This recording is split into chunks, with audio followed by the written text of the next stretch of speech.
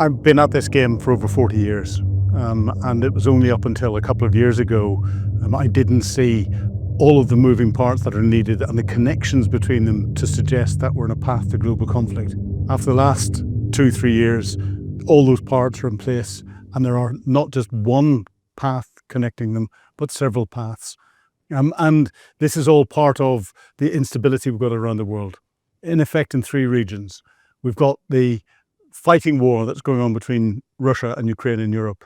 We've got the greater instability that there is in the Middle East, and that link to the global economy, but also that link to the war that's going on in Europe with Iran supplying capability to Russia.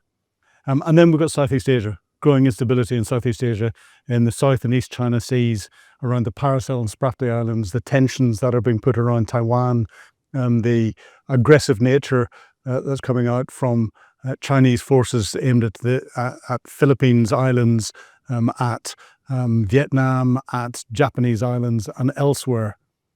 All of those three tensions, again, have got a common denominator amongst them. And the common denominator is the growing relationship that there is between China, Russia, Iran, and then throw in a despot, North Korea, who's unpredictable and with nuclear weapons. That suggests that there are enough elements now together that if they joined up would lead to a global conflict.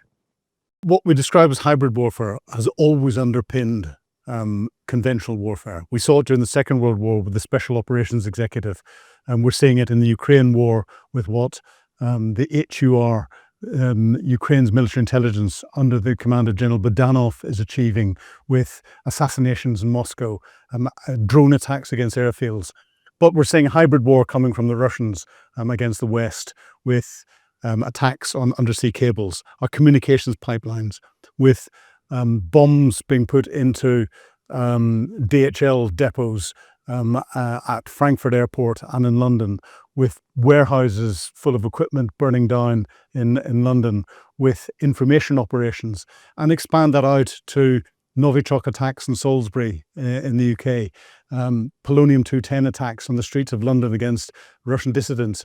This is all hybrid warfare, and this is something that in a new Cold War, as that develops further, Russia will increase that hybrid warfare and carry out other things like drone incursions, as we've seen over German critical national infrastructure, Danish airfields, Swedish military infrastructure, the movement of spy ships, trying to influence political decision making and trying to influence politics in general, looking for fractures that there are across different alliances and putting the Russian knife in them and wiggling them to make those fractures into fissures.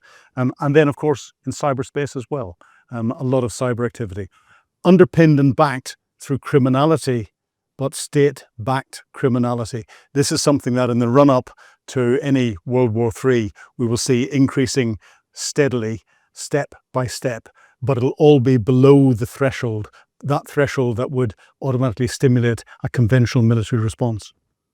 Hybrid warfare is also much more, and you can get into the realms of Hollywood. And a Hollywood approach to a potential hybrid war would be Russia trying to bloodlessly annex something that would upset the United States, that would upset the United Kingdom, and upset the EU.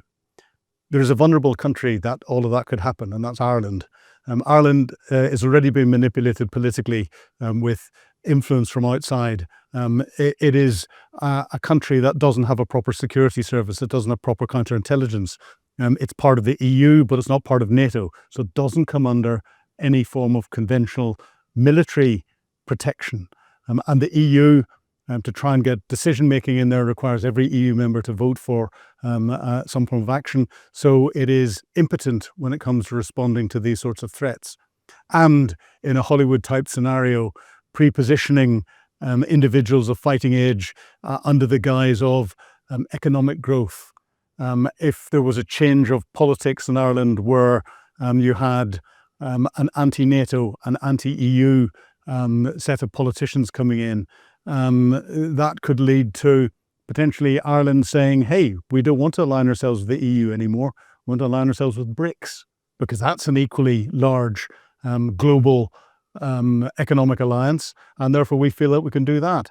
That would be a threat sitting right on the Western Atlantic. The sorts of things that could happen. What would happen if Russia bloodlessly took over Ireland with little green men, but little green men where they'd preset the conditions politically that there'd be political support and a move towards BRICS? What would Donald Trump do? On Truth Social would probably see Donald Trump going, "Hey, Ireland, Joe Biden is Irish. Ireland is Biden's problem. He's created it. It's nothing to do with the US. It's everything to do with Europe. Europe, your problem." What would the EU do? The EU, Ursula von der Leyen would sit there, and we'd probably see on Twitter that she'd called a meeting of EU nations to discuss the issue.